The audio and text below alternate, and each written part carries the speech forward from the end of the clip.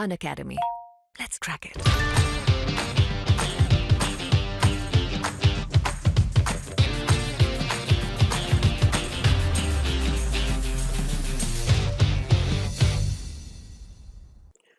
Our सारणी में जो हम नॉन मेटल पढ़ रहे हैं यानी अधातुएं पढ़ रहे हैं, उसके अंतर्गत हम आज जो अधातु डिस्कस करने वाले हैं वो है carbon, nitrogen, phosphorus, oxygen, sulphur और सेलेनियम। ये छह छह अधातुएं हम अभी यहाँ डिस्कस करने वाले हैं। इनके बारे में संपूर्ण जानकारी हम अभी लेने वाले हैं। अनअकैडमी आपके लिए लेकर आया है फ्री क्लास फेस्टिवल, जो कि होने वाला है 28, 29 और 30 नवंबर को। इसमें आपको क्या मिलेगा? एमपी के टॉप एजुकेटर द्वारा आपको क्लास दी जाएगी और इसमें एमपीपीएससी और व्यापमं से संबंधित एग्जाम को क्रैक करने के तरीके आपको बताए जाएंगे। आप इसमें देख सकते हैं MP GK, history, current affairs, polity, Hindi, English, geography, top 250 MCQ session और फ्री टेस्ट सेशन और बहुत ही कुछ। और साथ ही साथ मैं आपको बता दूं, यहाँ पे आप इन क्लासेस को देख के सकते हैं। आपको डाउनलोड करना होगा अनअकैडमी का ऐप और वहाँ पे क्रिएट अकाउंट करना होगा। कौन सा वाला? फ्री अकाउंट क्रिएट करना होगा और यहाँ पे प्रोमो कोड यूज करना होगा सरकार 10। ये बहुत ही इंपॉर्टेंट है, सरकार 10 प्रोमो कोड आप यूज कीजिए और इसके बाद आप अनलॉक कर पाएंगे अनलिमिटेड फ्री स्पेशल क्लासेस को। और आप देख सकते हैं अब ये सारी क्लासेस को। साथ ही साथ मैं आपको बता दूं, मिशन रैंक सीरीज यहाँ पे चल रही है और एमसीक्यू टेस्ट सीरीज भी चल रही है और let's crack MP exam series यहाँ पे चल रही है। तो इन सभी क्लासेस से संबंधित जो टॉप एजुकेटर्स यहाँ पे नीचे दिए गए हैं, आप इनसे ये सारी क्लासेस ले सकते हैं। और यहाँ पे एमसीक्यू टेस्ट सीरीज के अंतर्गत ये टॉप एजुकेटर्स है और ये क्लासेस आप यहाँ पे ले सकते हैं। साथ ही साथ let's crack MP exam series के अंतर्गत ये टॉप एजुकेटर्स यहाँ पे दिए गए हैं, इनसे आप ये सारी क्लासेस ले सकते हैं। Subscribe now to crack it. Phosphorus अगला तत्व है, फास्फोरस। ठीक है, फास्फोरस आवर्त सारणी के आवर्त 3 तथा वर्ग 15 में स्थित तत्व है, जिसे रासायनिक संकेत P से प्रदर्शित किया जाता है। यहाँ इसकी स्थिति हम देख लेते हैं। अब आप बोलेंगे सबकी स्थिति देख रहे हैं सर, फास्फोरस की आपने बताया नहीं। तो यहाँ पे हम देख लेते हैं, ये है P फास्फोरस। यहाँ पे वर्ग 15 है और आवर्त है 2 और P ब्लॉक है। ठीक है, P ब्लॉक में इसको रखा गया। ये P ब्लॉक क्यों? क्योंकि इसका अंतिम जो इलेक्ट्रॉन रहेंगे वो P ऑर्बिटल में जाएंगे। ठीक है, P ऑर्बिट्स वहां पे जाएंगे। और आपको ऑर्बिट्स और ऑर्बिटल में फर्क पता है कि नहीं? जब हम इसके बारे में पढ़ रहे हैं तो हम ऑर्बिट और ऑर्बिटर के बारे में पढ़े थे। ठीक है, आप इसको रिवाइज कर लीजिए। ये पी ब्लॉक में क्यों जाते हैं? ठीक है, पी ब्लॉक वाले इसमें क्यों रखे जाते हैं? ठीक है, तो ये आपके लिए अब जो रिवीजन वाले जो कॉलम है वो आपके लिए चालू हो चुका है। आप रिवीजन कीजिए, क्योंकि ये सारी चीज़ें हम पहले पढ़ चुके हैं। आसानी से आप इसको रिवाइज करके याद रख सकते हैं। ठीक है, ये चीज़ें एक दूसरे कनेक्ट होती हैं। पी ब्लॉक में क्यों रखा है आप बताइए।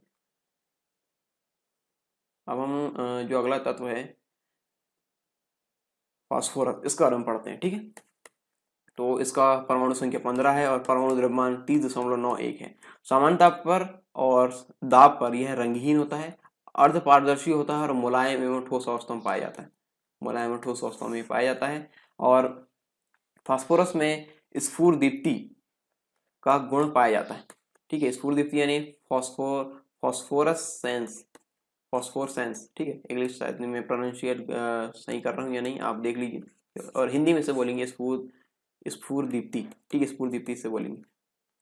स्फुरदीप्ति का गुण पाया जाता है, अर्थात यह अंधकार में भी चमकता है। ठीक है, स्फुरदीप्ति मतलब ये अंधकार में भी चमकेगा। सभी जीवित कोशिकाओं, जंतु एवं पादप में फास्फोरस अनिवार्य रूप से पाया जाता है।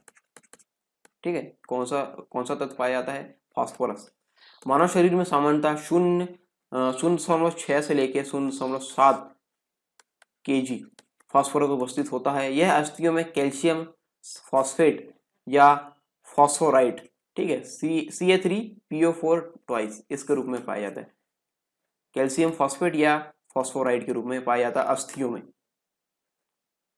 फास्फोरस भू प्रॉपर्टी में 12वां सर्वाधिक पाया जाने वाला तत्व है। जैसा कि मैंने आपको वहाँ पे इसका सीक्वेंस बताया था, जो सर्वाधिक पाया जाने वाला तत्व है, आप उसको भी रिवाइज कीजिए।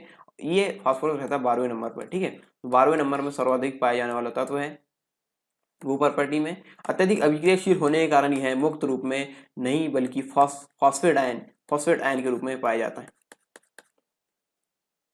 फास्फोरस के अपर रूप हम देख लेते हैं। श्वेत अथवा पीला फास्फोरस, इसको व्हाइट और येलो फास्फोरस कहेंगे। लाल फास्फोरस यानी रेड फास्फोरस, बैंगनी यानी वायलेट फास्फोरस, काला ब्लैक फास्फोरस, सफेद व्हाइट फास्फोरस। ठीक है, तो ये 5 इसके अपर रूप है। एक एक करके सब के बारे में हम देखेंगे। श्वेत अथवा पीला फास्फोरस के बारे में हम देखेंगे तो श्वेत फास्फोरस अक्रिय वायुमंडल में ठीक है, अक्रिय वायुमंडल में सोडियम हाइड्रोक्साइड यानी कास्टिक सोडा NaOH, इसको बोलते हैं क्या, कास्टिक सोडा, के उबलते हुए विलयन में घुलकर फॉस्फीन तथा सोडियम हाइपोफॉस्फेट का निर्माण करता है। ये देखिए, ये श्वेत फास्फोरस है, P4 है, यहाँ पे सोडियम हाइड्रोक्साइड के साथ यहाँ पे रिएक्शन करेगा तो ये होगा फिर क्या, फॉस्फीन, PH3, फॉस्फीन तथा सोडियम हाइपोफॉस्फेट NaH2PO3, NaH2PO3 इसका ये निर्माण करता है। और श्वेत फास्फोरस को प्रकाश में रखने पर इसका रंग पीला पड़ जाता है, इसलिए इसे पीला फास्फोरस कहा जाता है। क्या कहा जाता है, पीला फास्फोरस। श्वेत अथवा पीला फास्फोरस यह फास्फोरस के 4 परमाणु की चतुष्फलकीय संरचना यानी टेट्राहेड्रल शेप से निर्मित होता है।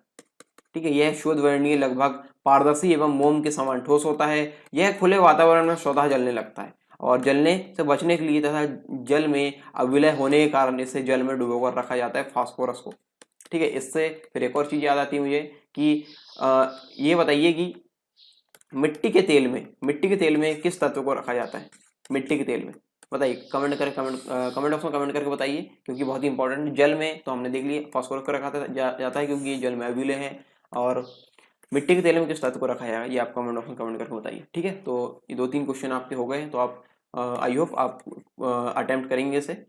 अटेम्प्ट करने से क्या होगा, आपका रिटेंशन बढ़ेगा, आप उसको ज़्यादा देर तक याद रखो। ठीक है, मैं चाहूँ तो यहाँ बता सकता हूँ, लेकिन नहीं बताऊँगा, क्योंकि मैं चाहता हूँ कि आपका रिटेंशन बढ़े और आप उसे लंबे समय तक याद रख सकें। ठीक है, अगला लाल फास्फोरस, रेड फास्फोरस, इंग्लिश में से बोलेंगे। और लाल फास्फोरस भी फास्फोरस के 4 परमाणु से निर्मित है, परंतु इनकी आणविक संरचना रेखीय श्रृंखला होती है, लीनियर सीरीज के समान होती है।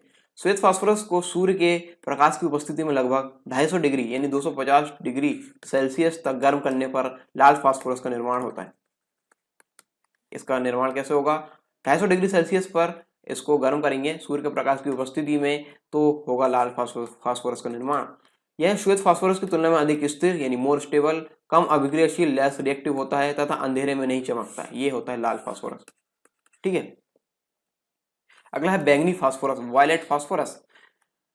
एक बंद नली यानी सील ट्यूब में श्वेत फास्फोरस को लगभग 530 डिग्री सेल्सियस तक अथवा लाल फास्फोरस को 550 डिग्री सेल्सियस तक गर्म करने पर बैंगनी फास्फोरस प्राप्त होता है। तो किस प्रकार प्राप्त होता है, 2 तरीके इसके प्राप्त करने के, श्वेत को या तो श्वेत फास्फोरस को 530 डिग्री सेल्सियस में एक बंद नली में गर्म करो, या फिर 550 डिग्री सेल्सियस में लाल फास्फोरस को गर्म करो। ठीक है, तो बैंगनी फास्फोरस यहाँ प्राप्त होगा। 2 प्रकार इसके प्राप्त करने के। 1865 ईस्वी में JW हिटॉर्फ द्वारा इसकी खोज किए जाने के कारण इसे हिटॉर्फ फास्फोरस भी कहा जाता है। याद रखिए, बैंगनी फास्फोरस को हिटॉर्फ फास्फोरस भी कहा जाता है। ये डायरेक्ट पूछा जा सकता है, हिटॉर्फ फास्फोरस इनमें से किसे कहेंगे। ठीक है, तो आपको रंगों के नाम दिए रहेंगे, श्वेत, बैंगनी, इस प्रकार से, और ब्लैक तो आपको लगाना होगा यहाँ पे क्या, बैंगनी फास्फोरस, हिटॉर्फ फास्फोरस इसे कहेंगे।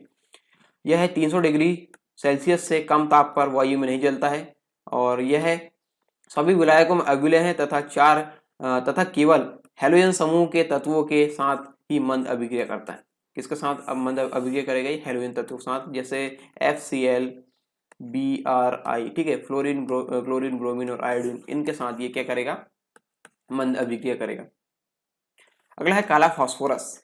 काला फास्फोरस, ब्लैक फास्फोरस। काला फास्फोरस रंग, रूप, गुणधर्म एवं संरचना में ग्रेफाइट के समान होगा। किसके समान होगा, ग्रेफाइट के समान। ठीक है, ग्रेफाइट। इसकी आणविक संरचना परस्पर जुड़े हुए परमाणु की शीट के समान होती है, जिसमें प्रत्येक परमाणु 3 अन्य परमाणु से संबद्ध होता है काला फास्फोरस में। अगला सफेद फास्फोरस। सफेद फास्फोरस को उच्च दाब एवं लगभग 200 डिग्री सेल्सियस ताप पर गर्म करने पर काले फास्फोरस का निर्माण होता है। सफेद से ही हम सभी को प्राप्त कर रहे हैं। आप यहाँ पे याद रखिए, यहाँ पे इनका तापमान वगैरह आप याद रख सकते हैं कि कितने डिग्री सेल्सियस पे किस गर्म करने पर कौन सा हमें मिल रहा है। ठीक है, तो यहाँ पे शायद ये हेडिंग गलत हो गई है, ये है ब्लैक, काला। ठीक है, ये काला फास्फोरस है।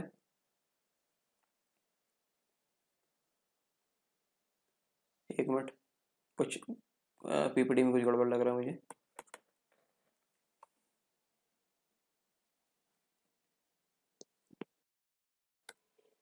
अगला है काला फास्फोरस यानी ब्लैक फास्फोरस। यहाँ पे एक चीज शायद शुरू में देखिए, ये वाला इसमें ये है, यहाँ पे 4 है, ये 4 है, 4 फास्फोरस यहाँ पे दिए, 4 के बारे में पढ़ना है, ये 5वां नहीं है, ठीक है, इसको नहीं पढ़ना है। काला फास्फोरस हम देखेंगे, वो कहता है 4 ही है, वो कुछ मिस्टेक्स वहाँ पे लिखा गया है, खैर कोई बात नहीं। काला फास्फोरस रंग, रूप, गुणधर्म एवं संरचना में ग्रेफाइट के समान होता है। इसकी आणविक संरचना परस्पर जुड़े हुए परमाणु की शीट के समान होती है, जिसमें प्रत्येक परमाणु 3 अन्य परमाणु से संबंध होता है, ठीक है, ऐसी ही संरचना होती है। और सफेद फास्फोरस को उच्च दाब एवं लगभग 200 डिग्री सेल्सियस ताप पर गर्म करने पर यह काले फास्फोरस का निर्माण होता है। कैसा निर्माण होगा? 200 डिग्री सेल्सियस ताप पर इसको गर्म करने पर। सफेद वाले को यह यहाँ पे एक चीज और याद रखिए आप, सफेद को ही हम गर्म करके बाकी को यहाँ पे निकाल रहे हैं, ठीक है। जैसे सफेद को हम 200 डिग्री सेल्सियस ताप पे गर्म किए तो ये निकला काला काला फास्फोरस, ठीक है। तो इस प्रकार से ये बाकी फास्फोरस वो भी निकले, ठीक है। यह विद्युत का सुचालक है तथा फास्फोरस के सभी अपर रूपों में सबसे कम अभिक्रियाशील है। इसका उपयोग काले फास्फोरस का उपयोग सेना द्वारा धूम्रपट यानी स्मोक स्क्रीन उत्पन्न करने में तथा जलायनों को संकेत भेजने के लिए किया जाता है, ठीक है। जलायनों को संकेत भेजने के लिए किया जाता है और स्मोक स्क्रीन उत्पन्न करने में किया जाता है सेना द्वारा। अगला तत्व है ऑक्सीजन। ऑक्सीजन एक रंगीन एवं गंधहीन गैस है जो वायुमंडल में लगभग 21% मात्रा में पाई जाती है, 21% मात्रा में, ठीक है। यह ऑक्सीजन स्वयं अज्वलनशील है, परंतु यह दहन में सहायक, आप याद रखिएगा, ठीक है। दहन ऑक्सीजन के बगैर हो ही नहीं सकता। ऑक्सीजन दहन यदि हो रहा है कहीं पे तो बिना ऑक्सीजन के नहीं हो सकता, ठीक है। और ये खुद तो अज्वलनशील है, लेकिन परंतु यह दहन में सहायक होती है, ठीक है। यदि ये ज्वलनशील होती है तो हम अभी अंगार अवशोषित कर रहे थे श्वास के रूप में, ठीक है। श्वास जब लेते तो अंगार अंदर आती है यदि ऐसा रहता है, ठीक है। लेकिन इसकी जो इसकी क्वालिटी क्या रहती है, ये दहन में बहुत सहायक होता है, ठीक है। दहन जीवधारियों द्वारा श्वसन हेतु आवश्यक होने के कारण इसे प्राणवायु भी कहा जाता है। क्या कहा जाता है? प्राणवायु ऑक्सीजन को कहा जाता है, प्राणवायु, ठीक है। ऑक्सीजन को आवर्त सारणी में वर्ग 2 एवं वर्ग 16 में स्थान दिया गया है। इसकी स्थिति हम देख लेते हैं। ऑक्सीजन की स्थिति यहाँ पे ये देखिए, ये ऑक्सीजन वर्ग 16 है और आवर्त 2 है, दूसरा आवर्त है और पी ब्लॉक है, ठीक है। पी ब्लॉक में इसको रखा गया है।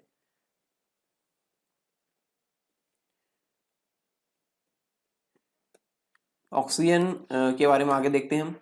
इसका सांकेतिक रासायनिक संकेत है O, ठीक है। O यानी ऑक्सीजन होता है, परंतु द्विपरमाणुविक अणु होने के कारण इसे O2 से व्यक्त किया जाता है। ये कैसा परमाणुविक है? द्विपरमाणुविक अणु है। कैसा अणु है? द्विपरमाणुविक अणु है। इसकी प्रकृति अनुचुंबकीय होती है।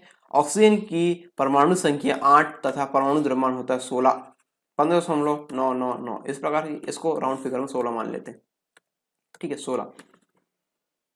भूपर्पटी में व्याप्त तत्वों में ऑक्सीजन की सर्वाधिक मात्रा 46.6% पाई जाती है। ऑक्सीजन की खोज वर्ष 1772 में कार्ल विल्हेम शीले ने की थी। यद्यपि जोसेफ प्रिस्टले वैज्ञानिक थे, इनको भी इसका श्रेय दिया जाता है 1772 में, ठीक है।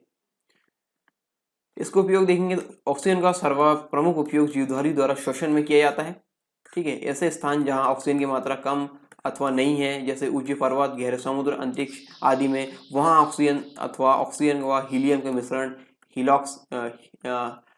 हीलायोक्स, जो इसका इंग्लिश में आप समझ जाइए क्या है, मुझे इसका प्रोनाउंसिएशन थोड़ा ठीक नहीं लग रहा है। हीलियोक्स होगा इसका, ठीक है। मिश्रण इसको बोलेंगे, से भरे हुए सिलेंडर का प्रयोग श्वसन में किया जाता है, ठीक है। ऑक्सीजन सिलेंडर लेके जाते हैं, उसमें क्या रहता है? ऑक्सीजन व हीलियम के मिश्रण, ठीक है।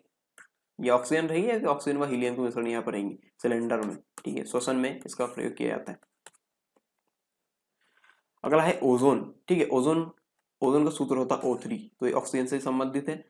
ओजोन गैस, आप बताइए मुझे कि ओजोन जो लेयर रहती है, ठीक है, पहले प्रश्न पूछ लेता हूँ। ओजोन लेयर कौन से मंडल में पाई जाती है?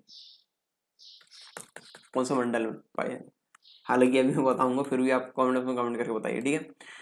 ओजोन गैस ऑक्सीजन का अपर रूप एलोट्रॉप है, जिसमें ऑक्सीजन के 3 परमाणु संबद्ध होते हैं, इसलिए इसे O3, ठीक है, से प्रदर्शित किया जाता है। ओजोन वायुमंडल के आ गया आंसर यही आ गया, ठीक है। ओजोन वायुमंडल के समताप मंडल स्ट्रेटोस्फेयर में एक रक्षात्मक परत है, परत के रूप में पाई जाती है और यह सूर्य से आने वाली परावैंगनिक किरणें यानी अल्ट्रावायलेट रेस यूवी रेस के नाम से जानते हैं, यूवी रेस को का अवशोषण करती है और पृथ्वी को इनके दुष्प्रभाव से बचाती है। यद्यपि वायुमंडल की निचली परत में इसे एक सक्रिय प्रदूषक माना जाता है। ठीक है, वायुमंडल की निचली परत में कैसा माना जाएगा इसे? सक्रिय प्रदूषक। ठीक है,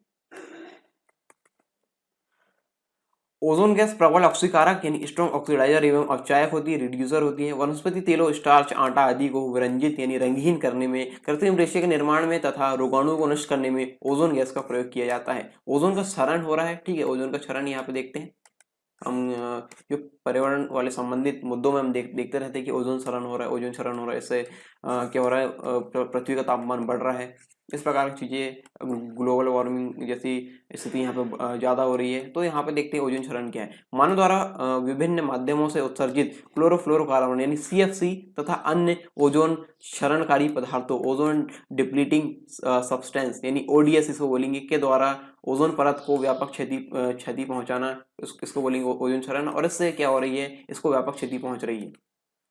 ठीक है, ओजोन ओजोन ओजोन परत का ओजोन परत में क्षति पहुंचाना बोलेंगे ओजोन क्षरण, और यहाँ पे इसकी व्यापक क्षरण से इसको बहुत क्षति पहुंच रही है। ठीक है, अगला तत्व है सल्फर। सल्फर पीले रंग का ठोस पदार्थ है जिसे रासायनिक चिन्ह S से प्रदर्शित किया जाता है। आवर्त सारणी में से वर्ग 3 में एवं वर्ग 16 में, वर्ग 16 के अंतर्गत रखा गया सल्फर को। ठीक है, वर्ग 3 में आ जाता है और वर्ग 16 में से रखा गया, आवर्त 3 और वर्ग 16 में। ये इस स्थिति इसके देख लीजिए।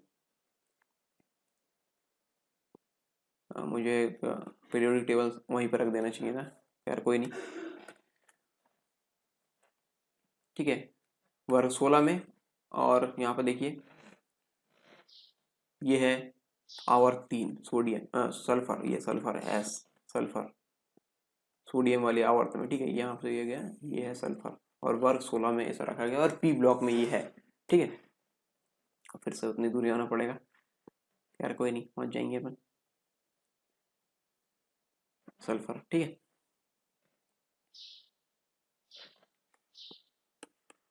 इसका यानी इसकी परमाणु संख्या 16 तथा परमाणु द्रव्यमान 32.06 है। ठीक है, भूपर्पटी में लगभग 0.05 से लेकर 0.1% सल्फर पाई जाती है। इसके अतिरिक्त अनेक जैविक पदार्थों, अंडे, प्रोटीन, बाल और ऊन, इसमें अंडे, प्रोटीन, बाल और ऊन में तथा खाद्य पदार्थों, सरसों, प्याज, लहसुन आदि में सल्फर विद्यमान होता है। क्या होता है? सल्फर विद्यमान होता है। ठीक है, सल्फर तत्व के रूप में विशिष्ट ज्वालामुखी क्षेत्रों में जैसे जापान, सिलसी द्वीप आदि में तथा गर्म जल के झरनों के समीप पाया जाता है। गर्म जल के झरनों के समीप सल्फर। ठीक है, सल्फर से जो पानी वगैरह जो होता है वो गर्म ही हो जाता है। ठीक है, एक जगह है यहाँ पे मध्य प्रदेश के छिंदवाड़ा में। ठीक है, नहीं छिंदवाड़ा में है या फिर होशंगाबाद में है, ये मुझे थोड़ा सा कंफर्म नहीं है, मतलब बॉर्डर में है या फिर उसके आसपास ही एक अनहोनी करके एक जगह है। ठीक है, वहाँ पे गर्म पानी निकलता है, तो वो बताया जाता है कि वहाँ पे सल्फर की मात्रा उपस्थित है। ठीक है, वहाँ पे चावल की पोटली यदि आप डुबोएंगे तो चावल पक जाता है, इतना गर्म पानी वहाँ पे निकलता है जमीन से। ठीक है, तो ये इस प्रकार की चीज़ें यहाँ पे होती है सल्फर के द्वारा। सल्फर ऐसा माना जाता है, इसलिए मुझे याद आया वो प्लेस, तो मैं बता दिया आपको। परंतु यह अधिकांशतः यह सल्फाइडो एवं सल्फेटो के रूप में पाया जाता है। उदाहरण iron sulphide FeS, lead sulphide PbS और कैल्शियम सल्फेट CaSO4 आदि इसके रूप में पाया जाता है, फिर सल्फाइड और सल्फेटो के रूप में। ठीक है, कार्बन के समान सल्फर में भी श्रृंखलन बनाने की प्रकृति होती है, इसलिए प्रकृति में इसके अनेक अपर रूप पाए जाते हैं सल्फर के। ठीक है, सल्फर के अपर रूप देख लेते हैं। सल्फर के प्रमुख अपर रूप major allotropes of sulphur, alpha sulphur, beta sulphur. ठीक है, ये इसके अपर रूप है, और गैमा सल्फर, अल्फा, बीटा और गैमा सल्फर, इसके बारे में देखेंगे। यह सल्फर का सबसे सामान्य रूप है जो शुद्ध रूप में पीले रंग का होता है। इसकी संरचना अष्टफलकीय यानी ऑक्टाहेड्रल और रोम्बिक, इसको बोल सकते हैं ऑक्टाहेड्रल या रोम्बिक, एवं रवेदार होती है, जिसमें सल्फर के 8 परमाणु वलयकार होते हैं, आकृति में होते हैं। और इसमें फ्लावर्स ऑफ सल्फर, इसे क्या कहेंगे? फ्लावर्स ऑफ सल्फर एवं मिल्क ऑफ सल्फर भी कहा जाता है, फ्लावर्स ऑफ सल्फर या मिल्क ऑफ सल्फर। ठीक है, 8 परमाणु वलयकार होते हैं, वलयाकार आकृति में संबद्ध होते हैं। इसे बोलेंगे फ्लावर्स ऑफ सल्फर या मिल्क ऑफ सल्फर। याद रखिए, ये नाम से पूछा जा सकता है। अगला है beta sulphur. Beta sulphur 95.6 degree Celsius ताप पर अल्फा सल्फर बीटा सल्फर में परिवर्तित हो जाता है। ठीक है, अल्फा से ही बनेगा बीटा। किस तापमान पे? 95.6 डिग्री सेल्सियस पे। बीटा सल्फर का घनत्व अल्फा सल्फर की तुलना में कम होता है। अगला है गैमा सल्फर। इसे mother of pearl sulphur, mother of pearl sulphur भी कहा जाता है। गैमा सल्फर को याद रखिए, मदर ऑफ पर्ल सल्फर किसे कहा जाता है? गैमा सल्फर को। इसमें भी अल्फा सल्फर एवं बीटा सल्फर के समान 8 परमाणु की संरचना पाई जाती है, परंतु उनकी संयोजन व्यवस्था भिन्न होती है। इसका घनत्व उपयुक्त दोनों अपर रूपों से अधिक होता है। सल्फर का उपयोग हम देख लेते हैं, और काफी सारे जगह इसका यूज होता है, ये हम देखेंगे। Uses of sulphur.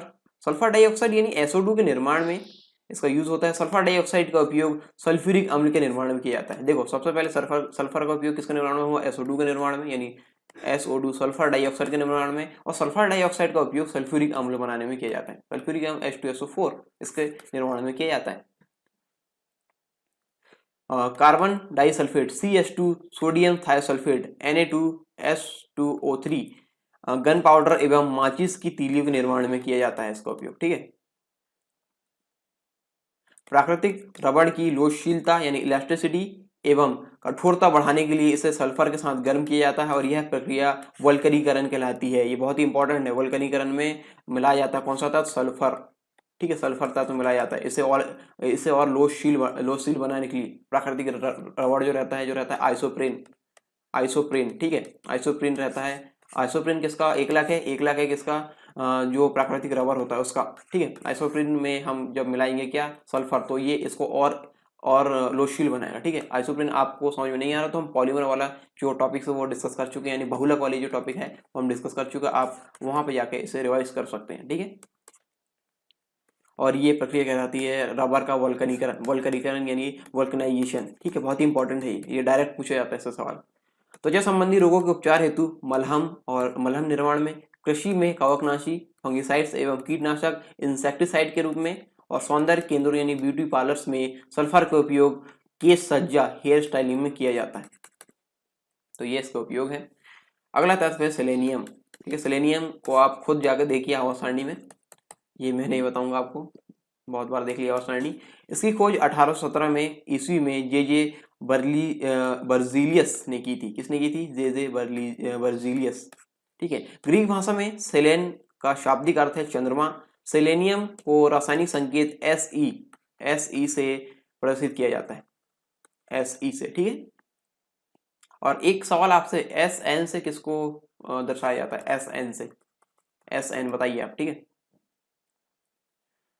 आवर्त सारणी में इसे आवर्त 4 एवं वर्ग 16 में स्थान दिया गया है, और सेलेनियम की परमाणु संख्या 34 है तथा परमाणु द्रव्यमान 78.97 है।